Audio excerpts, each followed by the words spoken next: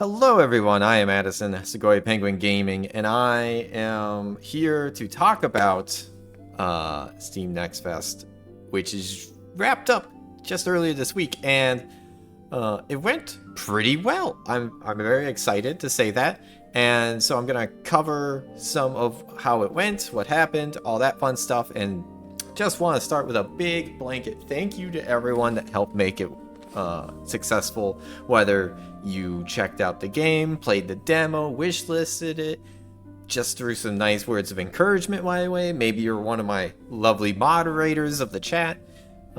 Everything wouldn't have happened without your guys' support, so thank you very much. Now, with that sappiness out of the way, let's get down to business. I wanted to talk while everything was fresh and make my video focus just on the lessons learned. So this is my experiences and lessons learned as a first-time indie developer participating in Steam Next Fest.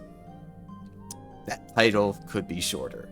I'm gonna today give the 10 things that I think I either noticed or learned and would recommend for new developers. And I'm going to be speaking both as a developer that participated and had a game in the event, but also just as a gamer who spent most of the week still trolling for games, looking at seeing what kind of demos are out there and what caught my eye.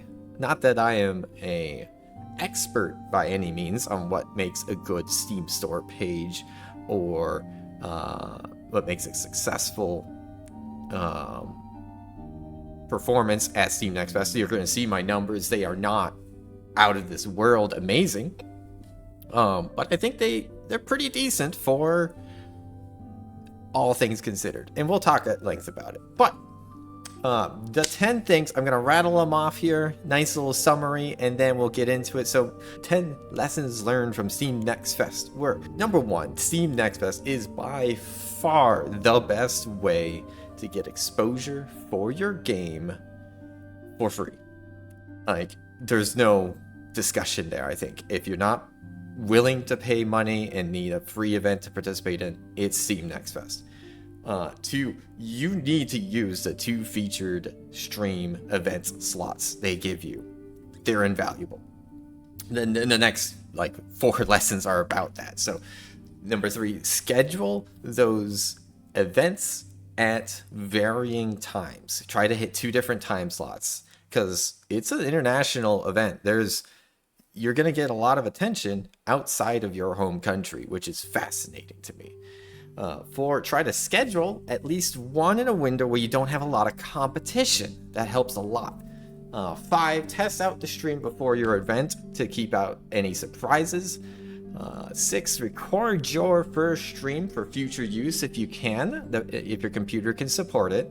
7, be yourself. Let your personality show. Don't just treat it like a corporate event. 8, take the demo seriously and make sure this is the right Next Fest for you.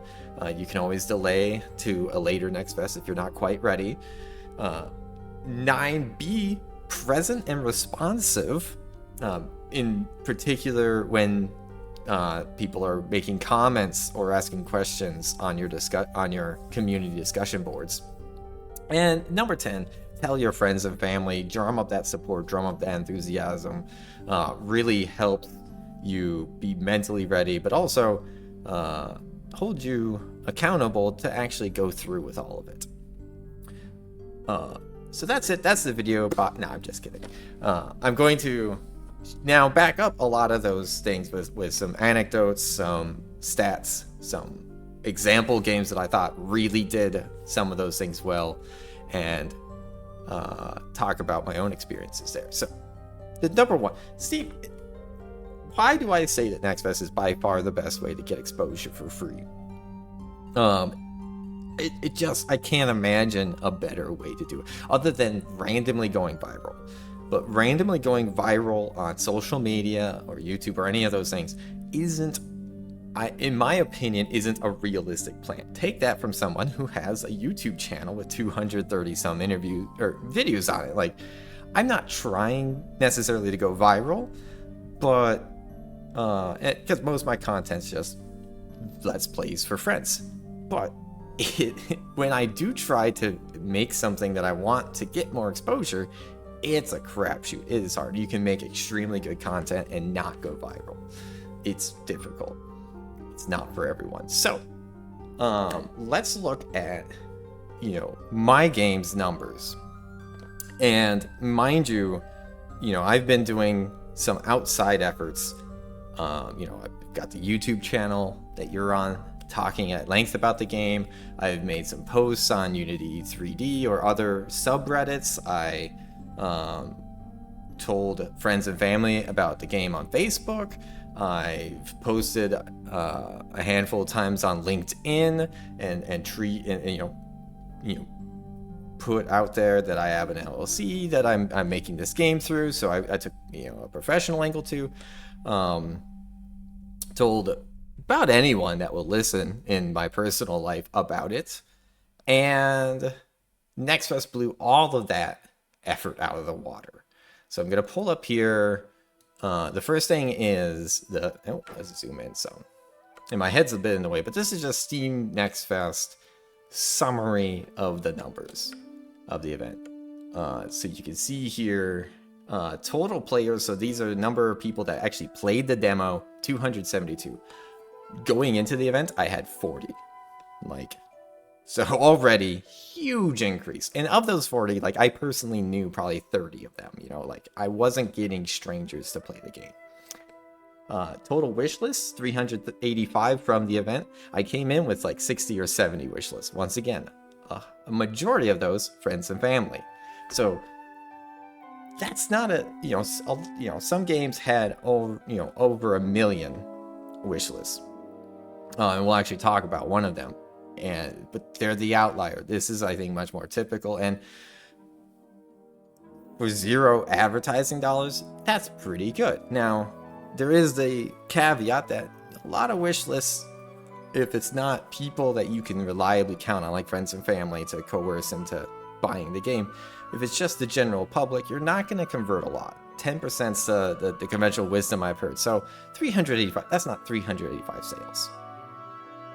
But that's my foot in the door, in the back of some people's minds. And when it comes time to release, they'll actually know that it gets released because I'll have email. They'll get an email about it. And then this number here that I'm blocking, this is actually an interesting number I didn't even think about. Number of people who played the demo and also wishlisted, 77. So of the 270 people that tried the demo, only 77 wishlisted, and I don't know if that's a good conversion rate. I don't have numbers about anyone else because I only have my own numbers. And then the discovery here is unique players on each day. So I think these are new people who hadn't played the game before. And you can see there's a spike on June 16th, which we'll talk about more in a minute. But in general, the important numbers, demo plays and wish lists, triple digits. I, at best, was putting together double digits with my grassroots efforts. We can see here, if you're more of a visual person, I've got some graphs for you. This is the graph for wish lists. You can see when my Liege demo, or my Liege on Steam, first came into existence. I was hitting 8, 9 in a day. That was the best. And then, that was friends and family that I told, hey, go check my game out. And they wish listed because they're nice people. And then a lot of very trickly numbers, barely 1 or 2 a day randomly. Maybe I had a good day with 5, but then NextFest hit 114 in the first day. The next couple of days, in the 10 to 20 range, and then 99 on my second stream. So that's what those 2 peaks are, those featured streams I mentioned. Super important. And if you want to see a more cumulative number, just huge growth. Now, yes, we also have a fair number of, a small increase in wishlist deletes, but that's gonna happen. People look at so many games, they wishlist a bunch, and then they probably do a little bit of cleanup at the end of the event or something like that. Just huge number. And then if we go So that's wish list. People that looked at it and said, I want to keep track of this. If we're just talking store visits, it's just as stark. So I'll shift my body again a little bit here. This is lifetime. So you see here, first day my Liege is on Steam, especially because I had a demo with it at the same time. I got a pretty reasonable bump where I was showing up on Steam's pages for new demos or new games in general. And so the algorithm kind of liked me, pushed me out a little bit, and I got some attention. But then we kind of hit this about 100 visits a day range. And it looks like most of that is direct navigation, so people coming from a link somewhere. And then next fest, we finally see this purple line, the sales page, come into fruition. And that's where the majority of those visits are coming from. And that's because the Steam store page has a whole next fest section, and we'll talk more about how you increase your visibility on that page with the streams. But just in general, I'm never gonna get that performance out of my previous efforts unless I accidentally go viral, which I use accidentally meaningful there. It's so hard to go viral. Or you pay for it. You pay for some form of advertising. And yeah, so that just, the lifetime visits increasing to 16,000, that is almost all in the last week. Oops. No, that counted out Next Fest. But like 16,000, a quarter of that was in Next Fest's range. And the impressions, that's huge. Sure, 1% click-through rate, I don't know if that's good. But considering that, there was 1,000 participants in Next Fest, I think you're going to expect kind of a lower click-through rate. Moving on then, so I don't want to gush too much about it because I got 9 other points and I'm going to revisit some of these graphs. But yeah, Next Fest, huge. I have to emphasize, it was free for me to sign up. The only things I had to do was have a functional store page and a demo. That's awesome. And to be clear, a game can only go through Next Fest once, which is why my 8th point, work on your timing matters. But I promise the rest of the points are going to go quicker. Number 2, use those featured Next Fest streams. Why are they so important? So while you're in Next Fest, on the Next Fest store page, they have 2 sections. And unfortunately, I wasn't smart enough to record some footage of the store page. But they have 2 sections. They'll have at the top a section of current streams available. And while I'm talking about this, let's put up my store page just for funsies. They'll have a section at the top of current streams. So if you're a game signed up for Next Fest and you're broadcasting your game on your store page, you'll be in that section of developer streams. And if you're if it's outside of your featured window, you're just in the bucket and they're sorted by viewers. If you're in the featured bucket though, there's a whole separate section of the schedule of featured slots, and so people can see upcoming games and they might be like, hey, that sounds interesting, I'm gonna come back and check that out. Or, and this is the better part, when you're in the featured slot, people, when they open the page, I think get pushed to one of your, the featured streams. Or, that'll be like what's auto playing. Or what else I was seeing is you'll be at the top of that list of just general streams that are up. Meaning, it doesn't matter if you're not the game that has 5,000 viewers right now. You're still going to be near the top of the list. And if people are scrolling through to see, oh, Next Fest is happening, what kind of games are there? You're going to be one of the first ones they see. And that is huge. While streaming, I saw almost instantly, like, I would start the stream about 15 minutes early, you know, people trickled in, especially that first stream. A lot of it was friends and family, so it bumped me up pretty quick to like 50 viewers, between just Next Fest traffic and people tuning in to cheer me on. And then as soon as 7 p.m. hit, when my featured time slot, instantly it jumped to 300 viewers, like instantly. And then when I did my Sunday time slot at 8 a.m., same thing happened. I was sitting at about 100 viewers and it immediately jumped to 900 when the event started. So you get pushed to the top of these pages where everyone is going to if they're looking for Next Fest. And some of it, yes, is people just get shown your stream and they don't really care and they move on. That your average view durations are going to be pretty low. And actually, I've got page information about that. So this is, for example, the first one that was at that 7 p.m. If I take a look at the details, average time watched 1 minute and 20 seconds. Not great, but that's 10,000 people that my game was put in front of. And if you had told me I could get 10,000 people to witness my game for 1 minute,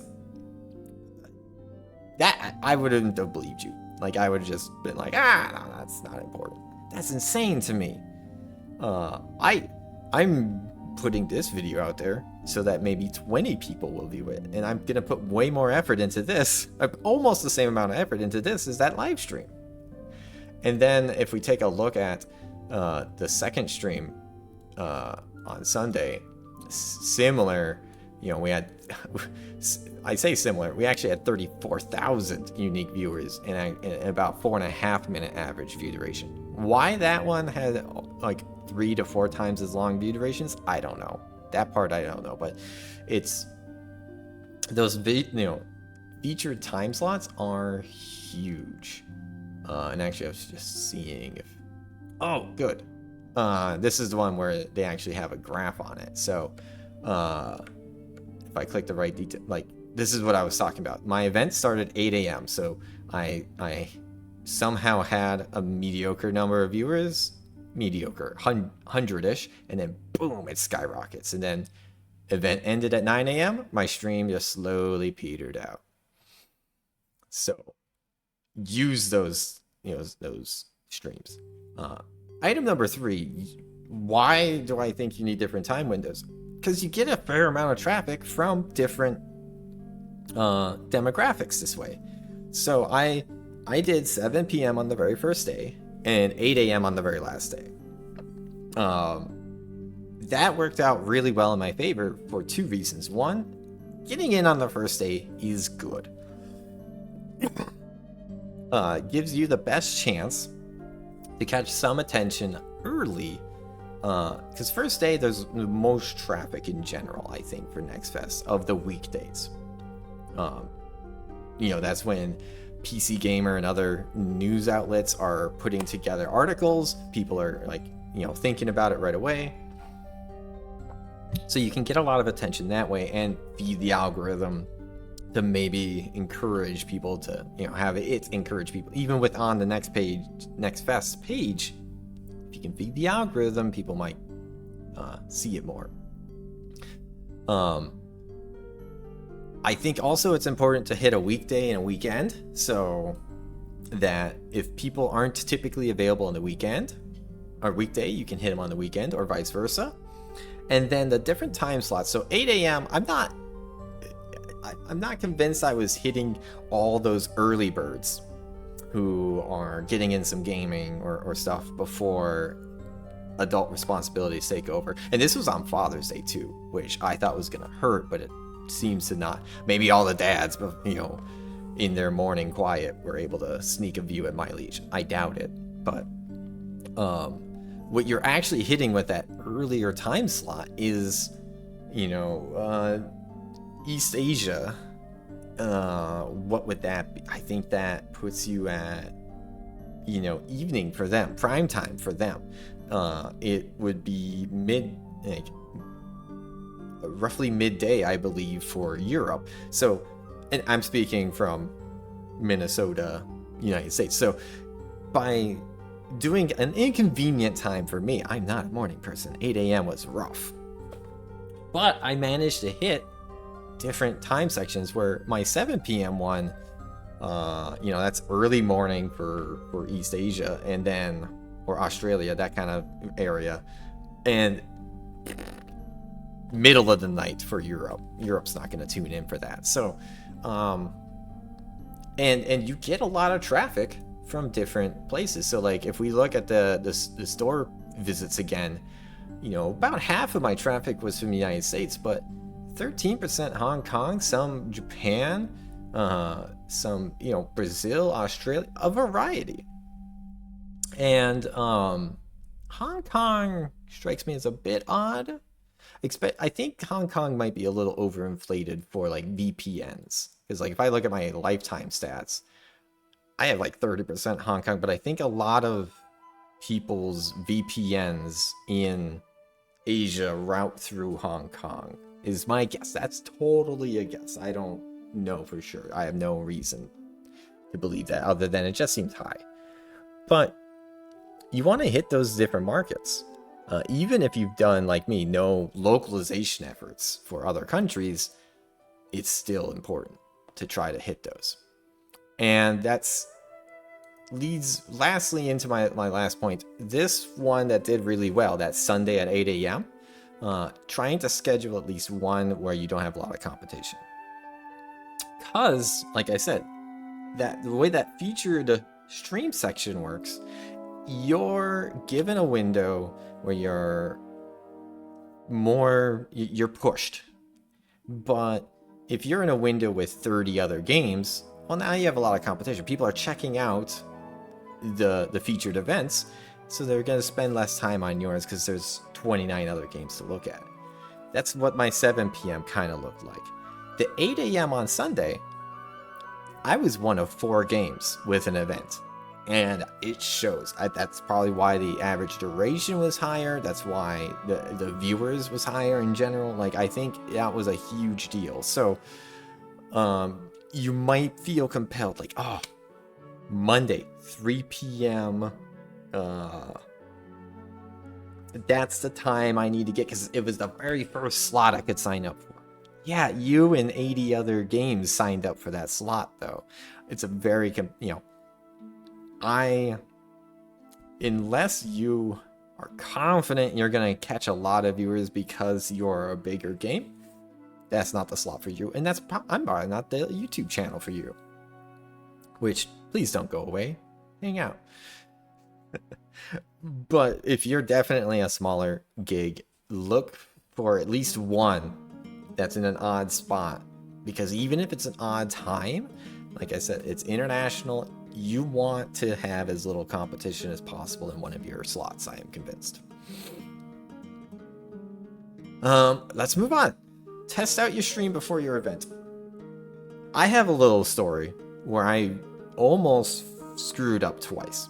So first stream of Next Fest, this one here, if we take a look at the details, you'll notice, when I started up the stream a little early, started at 0 viewers, increase, boom, and then we hit our stride when the event started. Great. So, after my time window ended, we see a decrease, but I'm still holding about 200 viewers because, like I said, you're in that, even if it's not your event, you're in the big bucket of broadcasts happening, and if your number is higher, you're higher to the top, and you're more likely to get traffic. So I wanted to continue milking this, keep me at the kind of the top of the list. That's why you'll see on the graph from Sunday, even post my event, I was still holding on for a good 3 hours of triple-digit viewers, because I was staying close to the top of the list. So what happened? Why did I not milk this for all it was worth? Why did I stop? Because I broke the stream. It turns out OBS or Steam or somebody didn't like it when I closed the game and tried to open a different build of the game to show off some more less polished features. That killed the stream, and I could not boot it back up, so stream was done. Unfortunate. That was the one where friends and family were watching, and of course I had to like text them like, hey, sorry, I know you're waiting, please stop waiting, I can't get the stream back up.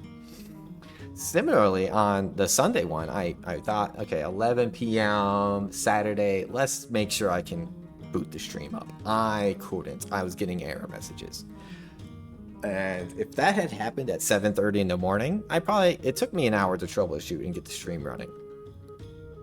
I would have been late. I would have missed it. So, for sure, test out your information. If you're using OBS or whatever service you're using, make sure that you can connect. Now, what that pairs well with is my number 6, is record your first stream for future use. What future use? Maybe you don't have a YouTube channel and you didn't, because that's where I did. I took the first stream and I threw it up on YouTube, and hey, if you missed the stream or just in general want a vibe of what the game's like, I can send you there. So even if you don't have a YouTube channel and you're going to reuse it for that, still record the first stream, because what I did and what a lot of games did, and actually there's a game out there still doing it, is you can put those streams on loop and they still show up on your page. So Tiny Glade absolutely demolished this event. They have a news about thank you for 1 million wish list. They did amazing. And as far as I can tell, they're a pretty small gig of 2 to 4 people. And it doesn't seem like they're owned by anyone else. Either way, Tiny Glade, absolutely clinical show, and like just clinical approach, but also just did great. But you can see here, they're on hour 108 of the same stream on loop. And they're still getting a fair amount of viewers. Now, whether that's just people on their store page or people actively watching, I think it's mostly just that's how many people are on their store page right now and they're viewing it. But during Next Fest, that would have kept them at the top of that list I was talking about. Now, of course, they were always at the top of the list because they were doing extremely well. But what you can do then, and this is what happened with my Sunday stream, is this is the Thursday one. For the Sunday stream, is this the graph? This one doesn't have a graph. Dang it. Okay. You can see I started at middle of the night. That 11:30. These times are in Mountain for some reason. That's odd. But I ended up getting a fair number of viewers, to the point where when too many detail buttons. To the point where when I started the stream for when I switched over from pre-recorded content to actually playing the game, I started off with 100-ish viewers right out the gate, which that was pretty nice to not have to cold start in an empty room. But I just kept climbing that broadcast board overnight, and because I think Australia, Japan, all those places were giving traffic to it.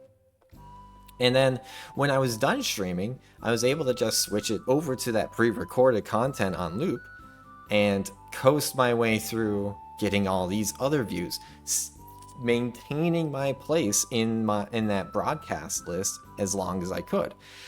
Because I wasn't, unless you had diplomacy games or choices matter games as like a tag that you were enthusiastic about, my Liege wasn't going to be at the top, on your Steam Next Fest store page unless I had the featured event, or I was milking this for all it was worth and riding it down as far as I could. So that, I think, mattered a lot. Now, I will say the pre-recorded loops as a gamer, as a player, I'm not a huge fan of. At least I didn't start as a fan. I don't... It just feels like if I go to your store page and you've got a generic stream playing, I'm still going to watch your trailer because that is a designed... This is going to show me the most about your game. However, I do like the human element of, once again, praising Tinyglade. It's their developer, one of their developers, Anna, playing the game and talking about it. Like, so something like that I think is cute. Actually got, and now it would have been funny if again endorse. It would have been funny if like I unmute the stream randomly and they're talking about like their lunch or something. But if you are actually the developer playing the game and giving interesting commentary, I'm gonna listen. I'm gonna be more invested, and that's why I say be yourself and let your personality show. If it's just a loop of, you know, sub-quality gameplay, not interesting to me. For that reason, there was a couple other games that I found quite interesting. One of them being, here we go. So, Ringo's Roundup. Am I that into, you know, these puzzle games where you boss your person around with arrows and commands? No, that's not a genre that's like definitively me. I'm giving them some free advertising now. But the big thing was this is a 2-person dev team. Both of their events, they just took turns. The first event, you know, one developer streamed. Second event, the other developer streamed. And in both events, the other whoever wasn't streaming was manning the chat. I know this because I hopped in. I actually got to listen to, I'm forgetting her name, but one of the ladies that is one of the developers, when she was talking, I actually got to learn, oh hey, this is a game that my dev partner made.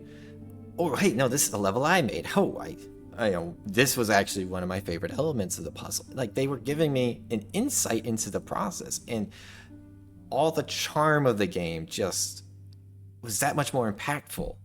Because they too loved like the floppy bunny ears poking out of the car. Like, that was a big deal for them. Like look at those ears, perfect. And it's just, it really struck home. And then I pointed and asked a question in chat. They had somebody respond to me. That was great. I've got it. You can see it's on my wish list. When they come out, I'll probably be buying it as a fun little puzzle game to dink around with. But it has so much more of a human element to it now. And I think that's a huge thing, especially if you're an indie dev. You need to leverage that, because you're not going to beat the big studios or the ones with big publishers behind them at making a strictly better game. You might be Concerned Ape with Stardew Valley. You might be Anna with I was just praising it, Tinyglade. Tinyglade, absolutely, go play that demo. It's astounding. It is so polished. But you can beat the bigger games with personality. On the topic of being yourself, 50 Pinch Barrage, another game where, and this actually kind of goes into take the demo seriously, make sure it's the right time for you. They made sure that their store, because even with the streams and stuff, your store page still needs to catch people. And this is a trailer where it's kind of goofy. Massive boulders. Giant crocodiles. I mean, the voice acting alone has so much character to it. And it caught my eye. It's on my wish list. This is another game. Is a platformer that's based around, you know, defeating you with surprises. My genre, no. This one I might not actually buy, but I'm interested. They caught me. Another one that caught me with just personality is, is this rhythm game for me? I've played a lot of rhythm games. I don't know if I need another, but I watched the stream because this caught my eye. Look at this guy.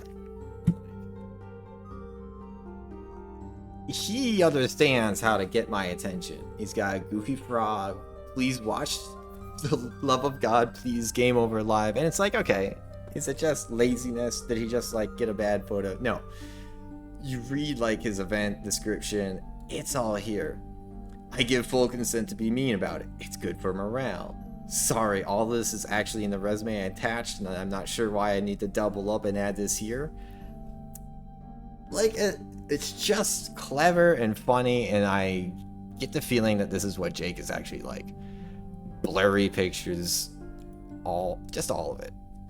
So yeah, was the game for me? No, but they caught my eye and got my attention. Yeah, I love it. So having your store page completely ready, having your demo ready, because if you do end up playing it, you want to convert as many of those to wish lists as possible. And you want to avoid having your demo be broken. So taking it seriously and making sure it's the right next fest for you is important. You might think it is, and you might need to reschedule. You can do that. You can do that all the way up to, I think, the last week before. Because like I said, you only get one next fest to do.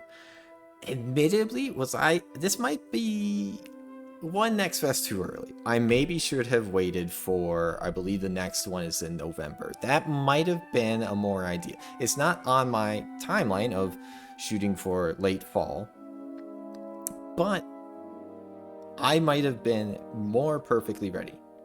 That said, I'm also getting a lot of good feedback at a time when I can still make changes to the game. So, it's 6 of one, half a dozen of the other. As long as your materials are ready and you feel confident in them, I think it's a good time. As long as you're going to release in the next 3 or 4 months at minimum.